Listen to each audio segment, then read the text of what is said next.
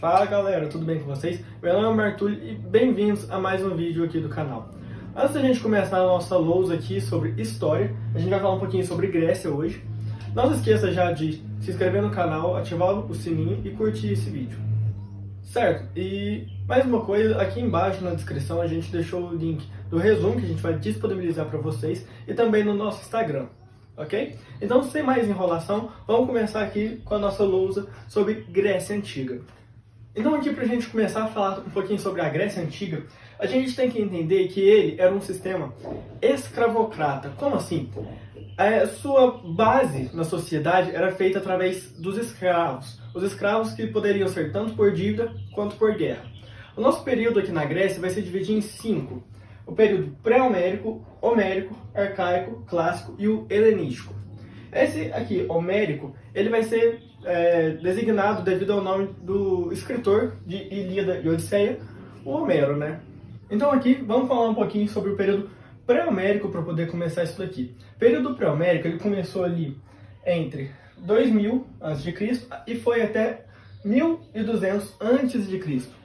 Ali tinham poucas sociedades, a sociedade mais importante da época era a sociedade creto-micênica, e ela tinha uma política chamada de talassocrática. O que é isso? Quem governava a política eram os comerciantes marítimos. Então, era uma política totalmente voltada para o comércio marítimo. A nossa sociedade pré-homérica, ela vai ser invadida pelo povo dório. E aí, eles vão acabar se dispersando ali por toda a Europa, ocorrendo a famosa diáspora, a primeira diáspora aqui do povo grego. Aqui, durante esse período, acho que a parte mais importante são as criações dos mitos. E o mito mais importante aí que a gente pode ressaltar é o mito do Minotauro, ali na ilha de Creta, que aí foi um cara lá, e aí tinha o labirinto do Minotauro, certo? Agora vamos falar aqui um pouquinho do período homérico. O período homérico, ele foi de 12 a.C. até 8 a.C. Então aí ele foi um período muito extenso também. Esse nome pré-homérico e homérico se dá devido ao nome ali do escritor de Ilíada e Odisseia, Homero. A sociedade nessa época ela era dividida em gênos patriarcais. O que é gênero? É um conjunto de famílias juntas, elas que têm um caráter patriarcal. O que isso quer dizer? Que o pai é quem manda na família, a figura do homem é a figura de quem manda ali na família. E aí, o nosso povo grego, ele vai fazer uma expansão territorial. Eles vão querer se expandir, fazendo assim a famosa segunda diáspora aqui do nosso povo grego.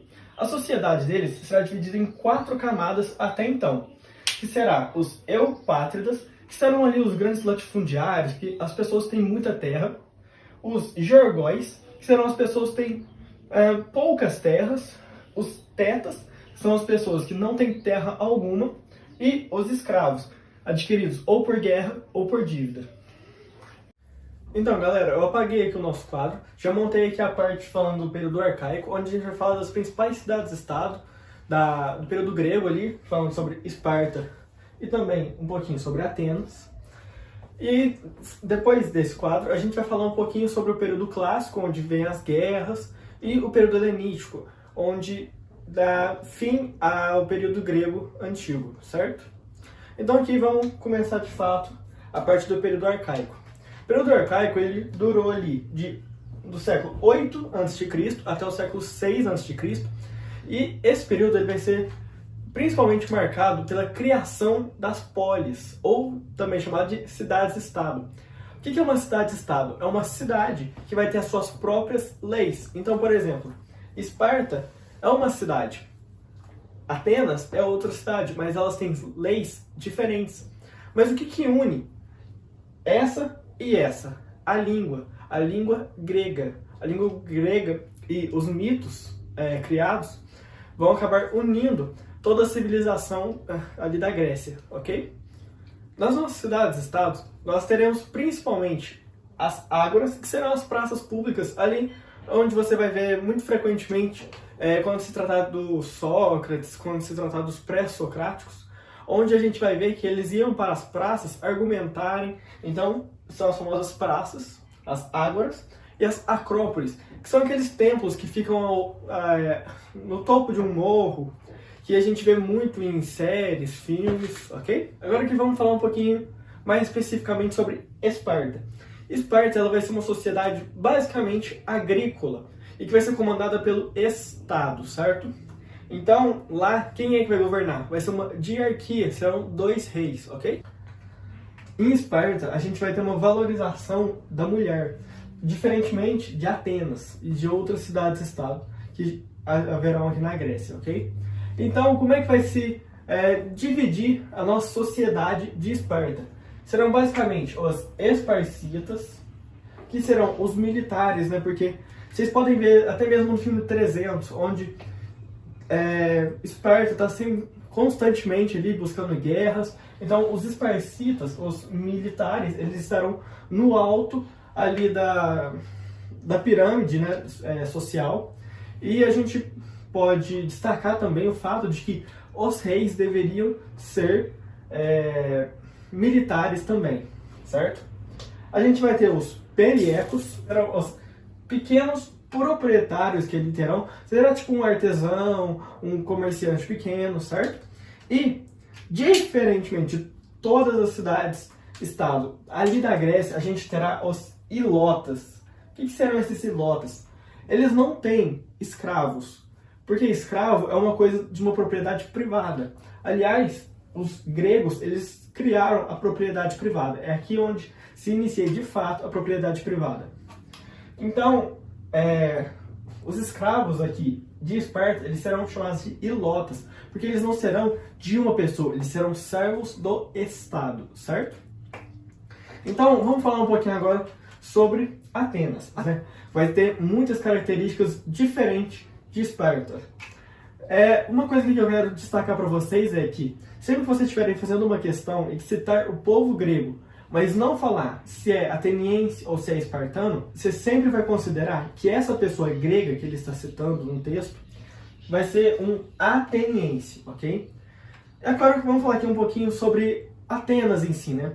Atenas, ela vai ter uma sociedade basicamente focada ali no comércio marítimo. E aí, quem vai ser esses comerciantes? Eles serão chamados de demiurgos, certo?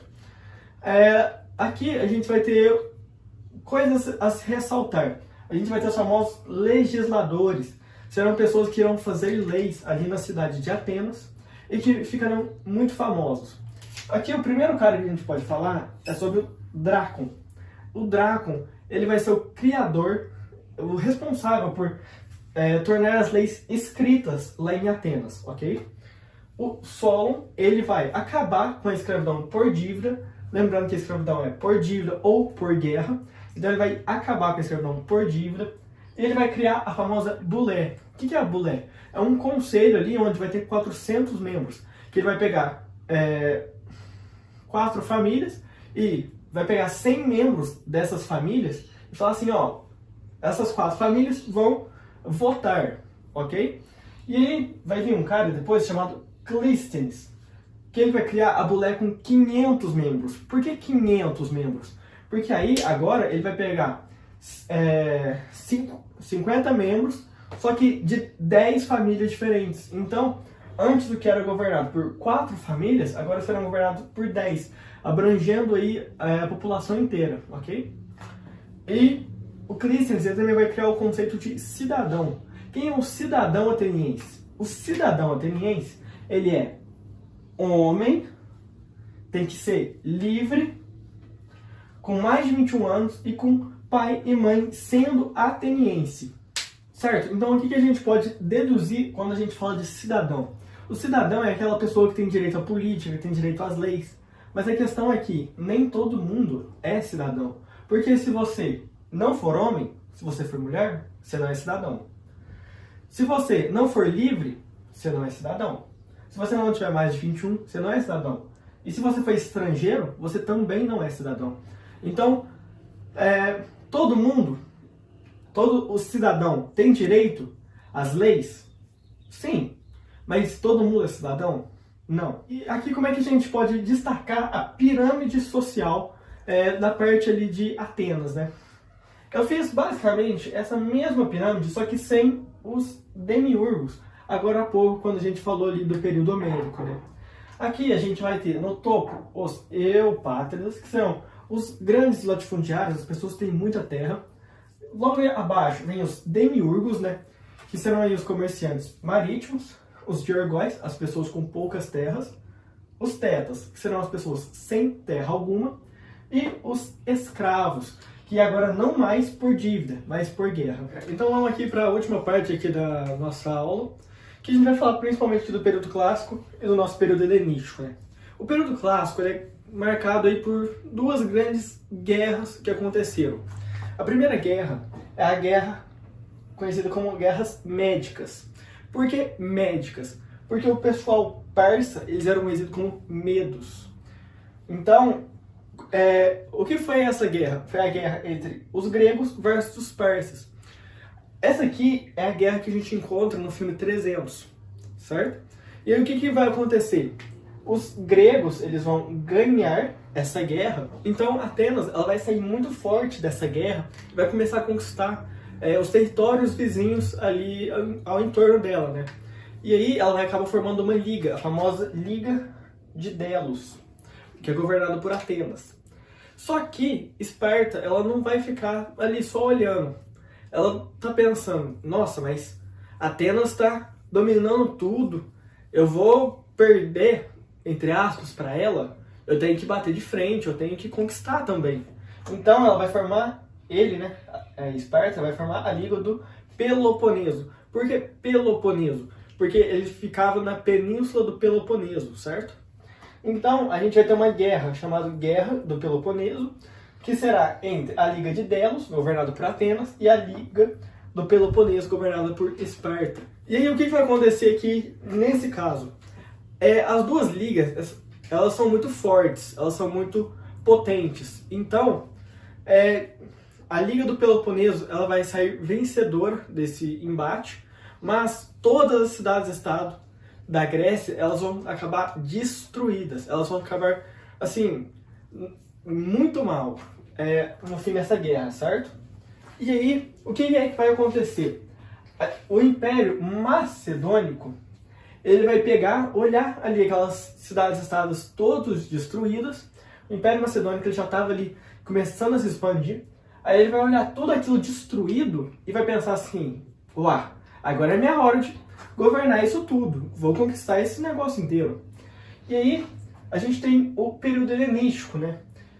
Por que é período helenístico? Helenístico significa quando a gente tem a fusão das culturas gregas. Então, todas as cidades-estados gregas, elas vão lutar contra o Império Macedônico, só que não vai dar certo, porque o Império Macedônico, ele vai ganhar, e as gregas vão perder, certo? E aí, o que vai acontecer nesse período? A gente vai ter um avanço intelectual muito grande. Por quê? Porque a gente vai ter um pensador muito forte aqui, o Aristóteles, certo? Então, é dessa forma aqui que eu vou encerrar a nossa aula. Se vocês tiverem alguma dúvida, deixa aqui nos comentários. Não se esqueça que aqui na descrição a gente vai disponibilizar o link do nosso Instagram e do resumo também. Se você gostou, compartilhe com seus amigos, curta esse vídeo, se inscreva e ative o sininho. Até a próxima. Tchau!